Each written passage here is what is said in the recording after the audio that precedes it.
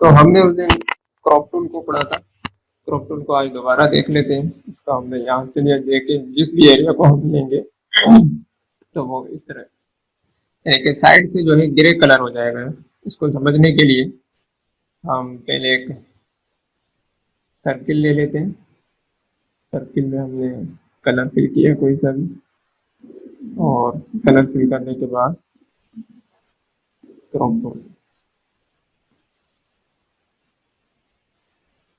अब देखें जो जो हिस्सा इस दायरे के अंदर है वो जो है क्रॉप हो जाएगा, बाकी सारा हिस्सा खत्म हो जाएगा। इस तरीके से अगर हम इसको करें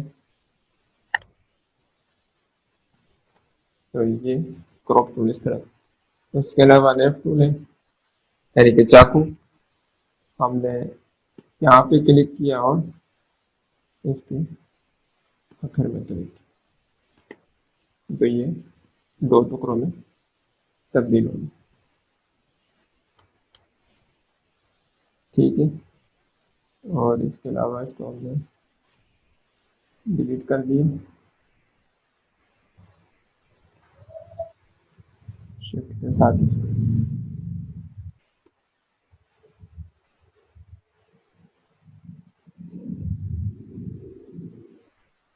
अच्छा, एक बात और, अगर हम माउस को पकड़कर अंदर ले जाएंगे और शिफ्ट का बटन दबाएंगे, इस तरह आपको नजर आ रहा होगा, अगर आप राइट प्रेस करेंगे तो ये एक अंदर इसका डुप्लीकेट बनेगा।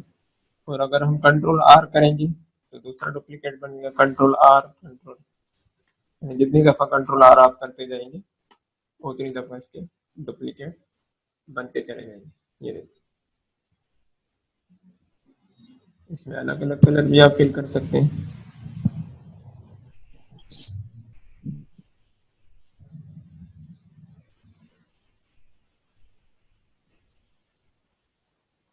और चाहे तो जौन सा कलर आप चाहे वो इसमें फिल कर सकते, सेटिंग कर सकते हैं। अच्छा, एलिप्स टूल को हम लेफ्ट टूल लिया,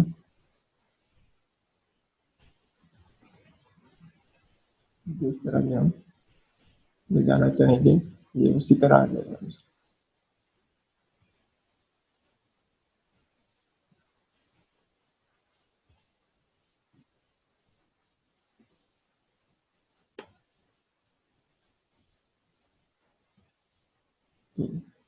इसको हमने यहाँ से डिलीट किया, नब्बे के जाविये पे इसको कर दिया। यहाँ से हम लेंगे F10 दबा कर शेप टूल।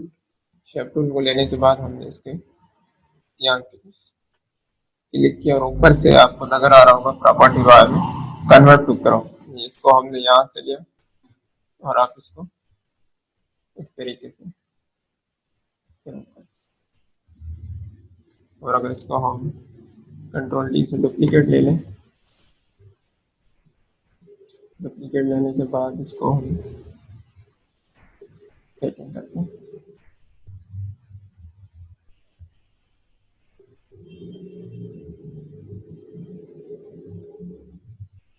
यानी कि जो पेप्सी का पुराना लोगो था उस टाइप का ये एक लोगो बन चुका है।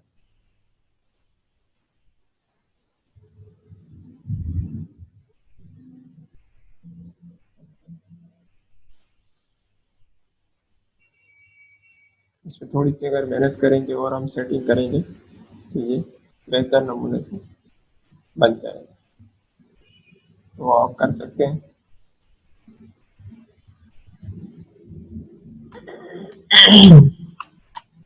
अच्छा, यहाँ से हमने IBM लिया और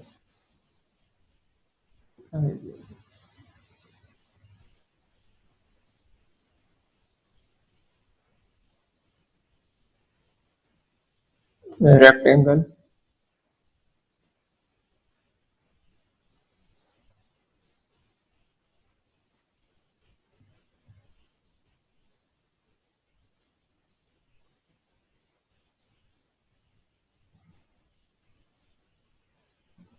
ठीक है, और इसका जो बॉर्डर था वो हमने खत्म कर दिया। अब ये इस तरह हो चुका है। इसको हमने डुप्लीकेट लिया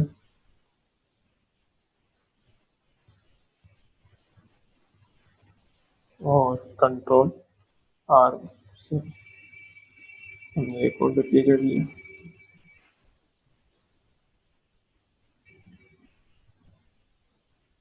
अब देखिए ये लाइन क्या हुआ, टेढ़ी हो चुकी है। इसका हम क्या करेंगे, सेंटर में करेंगे, तो सारी जो है सेंटर में आ गई। अब देखिए जो सिलेक्ट नहीं हो सकी वो सेंटर में। अब ये देखें IBM का लोगो बन चुका है। हम क्या करेंगे, F3 से प्रेस किया और इसको सेलेक्ट किया और इसको पेज पर ले आए। पेज पर लाने के बाद हमने इसको साइज को थोड़ा छोटा कर दिया।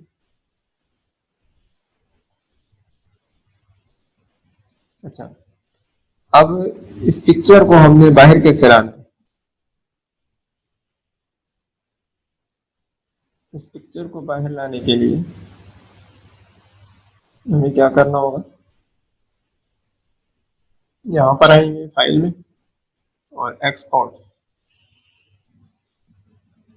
और यहाँ पर आकर हम कुछ भी लिख देंगे, IP एक्सपोर्ट।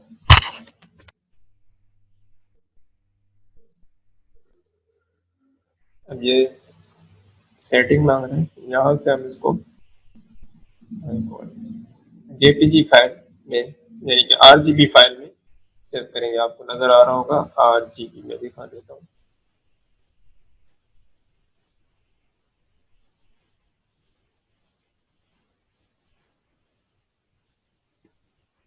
ये RGB इस फाइल में हमने सेलेक्ट करना है, क्योंकि ये स्क्रीन की फाइल है। अगर हम काम कर रहे हैं स्क्रीन के लिए, अगर हम काम कर रहे हैं प्रिंट मीडिया या किसी और के लिए, तो फिर RGB फाइल में सेव नहीं करना। इसको यहाँ से हमने ओके किया, तो अब ये जो है सेव हो चुका है।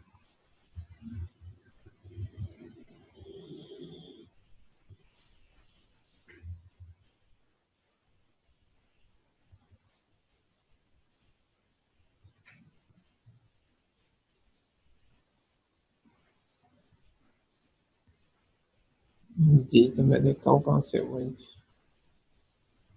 और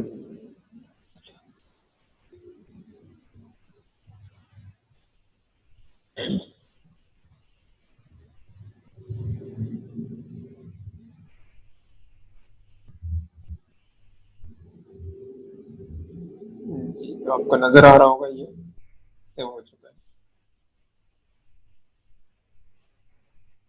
ये IBM का लोगो बन चुका है। और इसी तरह जो भी लोगो हो, जो भी आपका काम हो, पिक्चर वगैरह, उसको एक्सपोर्ट करके हम बाहर ला सकते हैं।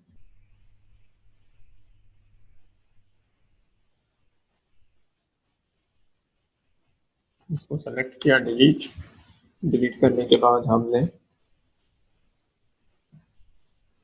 Virtual segment tool, virtual segment tool क्या होता है, अब इसको हम देखते हैं।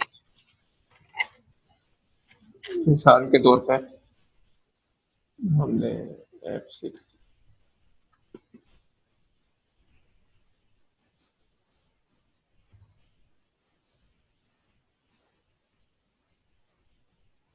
ये तो इस तरह के बॉक्स ले लिए हमने।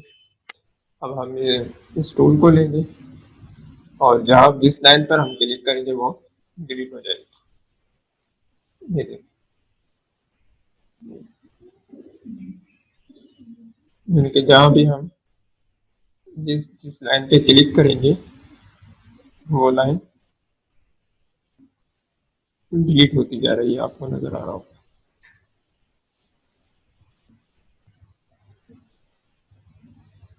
तो उम्मीद है कि ये टूल भी आपको समझ में आ चुका होगा। यानी कि जिस लाइन पे भी हम क्लिक करेंगे वो लाइन जो है ऑटोमेटिकली डिलीट हो जाएगी। और इसके बाद है रिजर, इससे हम क्या करेंगे, जहाँ पे हम ये मैं आपको सेलेक्ट करके दिखाता हूँ, दूसरा वाला तो खत्म किया, कलर हो तो आपको समझ में आ जाएगा।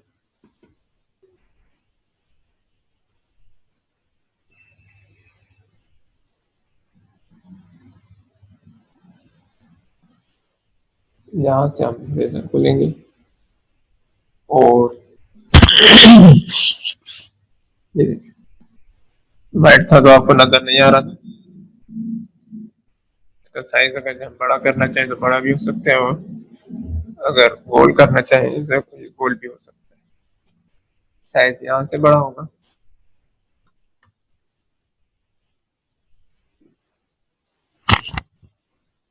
तो उम्मीद है कि इसका इस्तेमाल भी समझ में आ चुका होगा। उसके बाद नीचे जो टूल है वो है free hand tool. Free hand tool क्या करता है, ये हमने यहाँ पे क्लिक किया, ये देखिए, और दोबारा क्लिक किया तो ये एक लाइन बन चुकी है। लाइन बनने के बाद हमने कंट्रोल डी किया तो ये डुप्लीकेट लाइन बन गई, फिर डी किया तो ये डुप्लीकेट लाइन।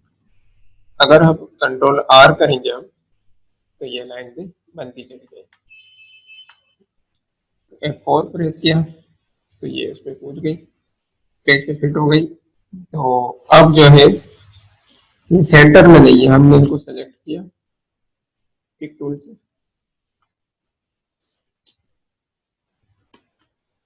जब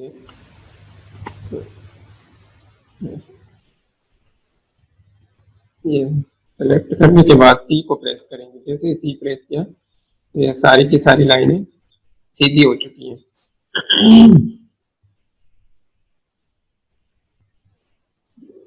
और इसके अलावा इसका एक और काम भी हम कर सकते हैं। मिसाल के तौर पर हमने एक रेक्टेंगल लिया,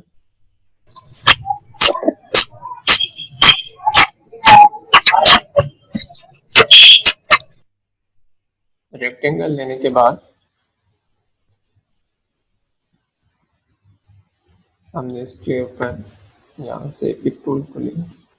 पिक टूल की शॉर्ट की जो है प्रेस का बटन है ये, तो प्रेस के बटन से भी आप पिक टूल लेते हैं। इस पर हम डबल क्लिक करेंगे तो इस तरह में इसको हम थोड़ा सा इस तरह ले आए, और फिर हमने इसको यहाँ से खींच कर ले गए और कंट्रोल के बटन के साथ ताकि बराबर बने, और राइट की प्रेस कर दी हमने माउस की, तो आप देख रहे हैं कि ये इस तरह हो।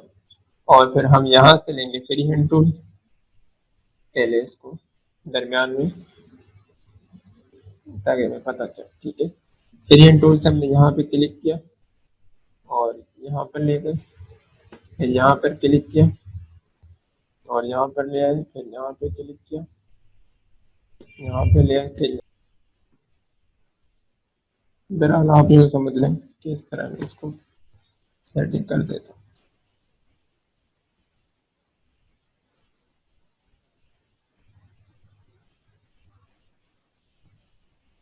ठीक है,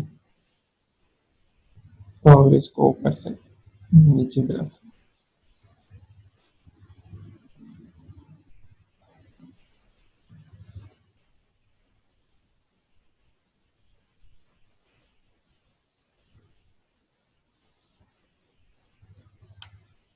अच्छा, तो पहले हम इसमें कलर भरते हैं, क्योंकि अगर सेटिंग करेंगे तो टाइम ज़्यादा हो जाएगा।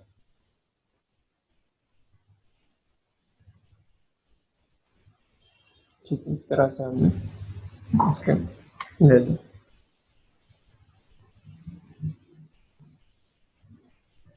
अच्छा,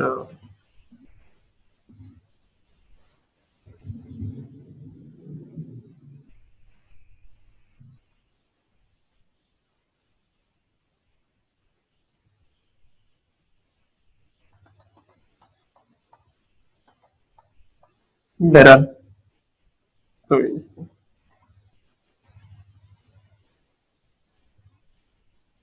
ठीक है, और यहाँ से हम टेक्स्ट को लेंगे, मिसाल के तौर पर ए बी सी,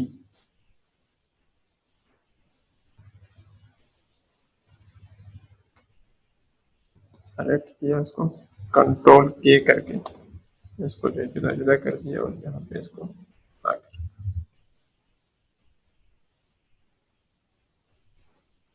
अब देख रहे हैं कि आप ये सेटिंग में नहीं आ रहे हैं।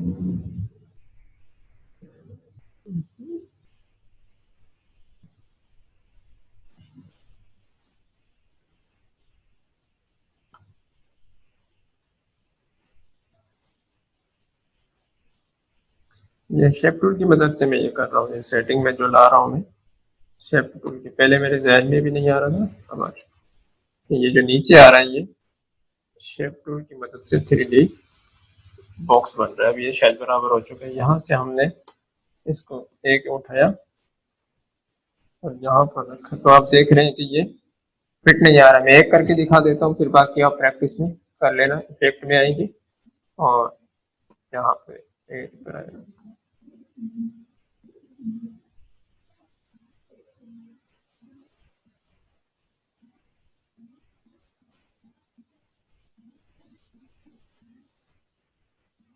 इस तरीके से उसको आप सेट कर सकते हैं। इसी तरह बी है, बी को भी सेट कर सकते हैं, जो भी आप रखना चाहें। सी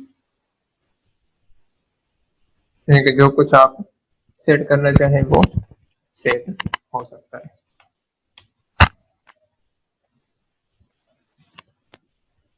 अच्छा, इसके बाद है, ये हो गया हमारा 300। इसके बाद है 2 पॉइंट लाइन। 2 पॉइंट लाइन जो है यहाँ पे क्लिक करेंगे और शिफ्ट के साथ इसको यहाँ पर खींच कर लेगा, ये 2 पॉइंट लाइन हो। यहाँ पे क्लिक करने के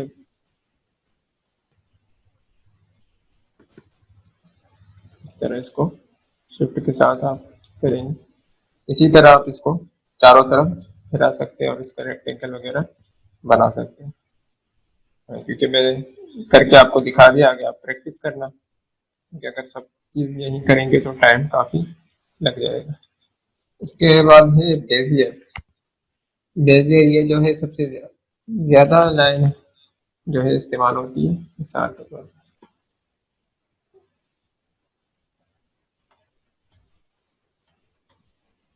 आप देखें, मैंने एक जगह पर क्लिक किया और फिर दूसरी जगह पर क्लिक किया तो ये लाइन बन गई। अगर मैं तीसरी जगह पर क्लिक करूँगा तो अलग से लाइन बनेगी। चौथी जगह पर क्लिक किया, यानी कि जहाँ जहाँ मैं क्लिक करता जाऊँगा लाइन बनती चली जाएगी। और फिर ये शेप टूल की मदद से इस तरह भी हो सकता है। ये हमें लोगो बनाने में, लोगो डिजाइनिंग वगैरह और भी बहुत सारे उनमें काम आते हैं। इस लाइन को हम जो है मुख्तलिफ नमूने से सेट कर सकते हैं। दोबारा समझ लें इसको। बेजियर लाइन को हमने लिया, एक पॉइंट पे क्लिक किया, शिफ्ट के साथ दूसरे पॉइंट पे क्लिक किया और ये तीसरे पॉइंट पे क्लिक किया, चौथे पे किया, यानी कि जब जितना ही हम क्लिक करेंगे उस तरह बन जाएगी। और अगर हम F10 दबाएं तो इस लाइन को हम सेट भी कर सकते हैं। जिस तरह सेटिंग करना इसकी हम चाहे होगी, इस लाइन की हम सेटिंग वगैरह कर सकते हैं।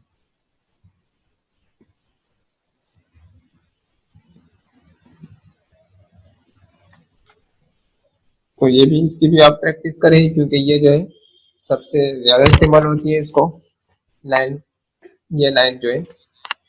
अच्छा, उसके बाद है पेन टूल। पेन टूल का काम भी यही है कि ये भी एक स्ट्रेट लाइन देगा आपको।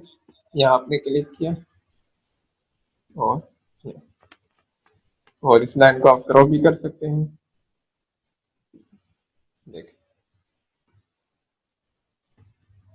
ये भी उसी तरह काम करती है।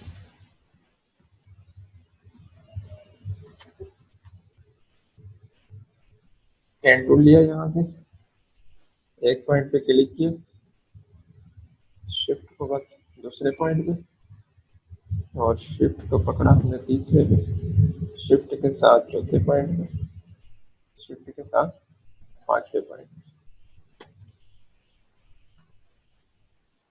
लाइन रेडी हो गई। इसको हम इस तरह से सीधा भी कर सकते हैं शेप टूल की मदद से, और अगर हम चाहें तो इसको स्टाइल दे सकते हैं ज़रूरत के मुताबिक। जितना आप सेट करना चाहें इस तरह भी आप कर सकते हैं। और मेरे ख्याल टाइम जो है आज काफ़ी हो चुका है, 28 से मिनट से ज्यादा हो चुके हैं। अच्छा, ये है बीएसपी लाइन। ये क्या करता है, इसको भी करके देख लेते हैं। रेक्टेंगल लिया हमने यहाँ से, आपको नजर आ रहा होगा रेक्टेंगल, और F4। अब आप देखेंगे कि मैं इस टूल को लूंगा,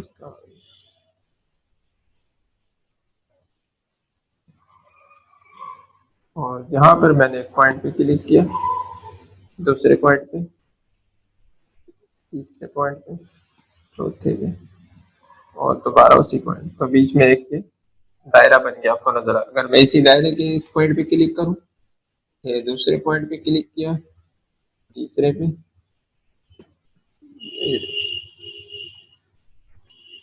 एक पॉइंट, दूसरा, तीसरा, चौथा, पांचवा, यानी कि जिस जिस पॉइंट पे मैं क्लिक करूंगा वहां से अंदर से ये आपको निकाल के दे देगा। कोई कोई भी शक्ल जो है वो आपको बना के दे देगा, जिस तरह की आपकी शक्ल वगैरह बनाना चाहिए। तो उम्मीद है कि ये भी आपको समझ में आ चुका होगा। मेरे ख्याल में आज बहुत ही इसकी जो है आप प्रैक्टिस करेंगे।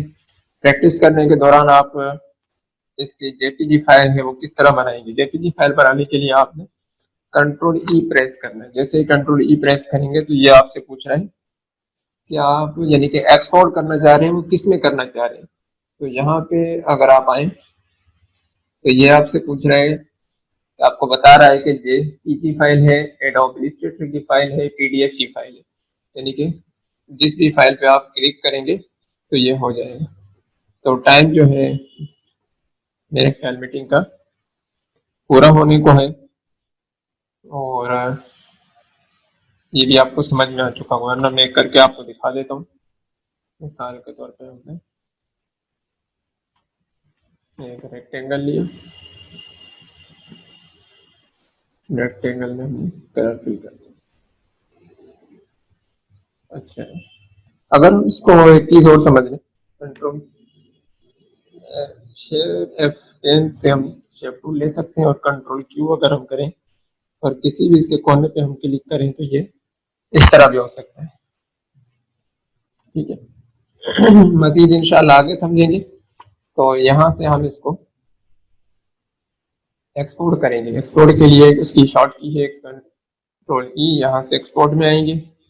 एक्सपोर्ट में आने के बाद मैंने इसको जेपीजी फाइल है, पीडीएफ है, जिसमें भी आप करना चाहें एक्सपोर्ट कर सकते हैं।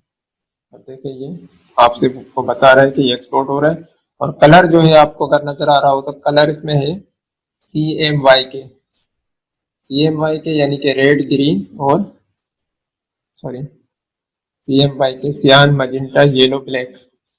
ये जो फाइल होती है ये प्रिंटिंग प्रेस के लिए होती है, लेकिन हमने इसको स्क्रीन फाइल रखना है मोबाइल या लैपटॉप के लिए, तो हम हाई, लो या मीडियम किसी में भी आकर तो सेलेक्ट करेंगे। तो अब ये देखें ये आरजीबी फाइल हो चुकी है, इसको हमने सेव किया। तो अब अगर हम अपनी स्क्रीन की तरफ जाएं तो ये आपको नजर आ रहा होगा।